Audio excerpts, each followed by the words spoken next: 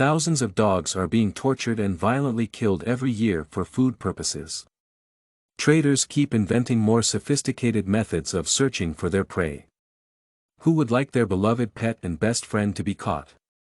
Who would stay calm knowing that letting their dog out without a lash may lead to it being tormented to death? In my view, the dog meat trade is unacceptable in our society and should be ended because of its immorality, cruelty, and inhumanity. You may have seen stray dogs being caught by an animal control service. Probably, you felt remorse for them losing their owner or being sent to shelters. As troubling as it may be, in Asian countries, these officers often appear to be actual hunters, catching dogs for meat. Apart from disguising as animal control, poachers might also pretend to be peaceful citizens, looking for a pet to adopt. In particular cases, they may even reach the audacity to steal dogs from their owners in parks or backyards blatantly. People either get misguided or left with the feeling of false hope, while these traders are only concerned about their chase. I find it unfair to all of the dog owners who care about their pet's fate. It is sometimes believed that meat dogs are different from pet dogs, they do not have feelings, souls, or consciousness.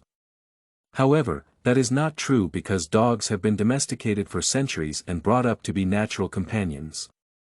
When you think of a dog, you imagine a loyal friend and not a source of meat. This perception should not change, or there are no animals as smart and empathetical around humans as dogs. Additionally, canines often take up respectable jobs of chaperones, guards, and trackers. Would you eat your friend or employee? I think that all dogs deserve to be treated with humanity. Can you imagine spending days in a confined place with no food or fresh air? That is how dog catchers keep their meat before slaughtering. Those poor animals who have not suffocated to death are usually electrocuted, hanged, burned, or boiled alive. Supposedly, it occurs because traders are not capable of maintaining proper conditions for enormous amounts of dogs.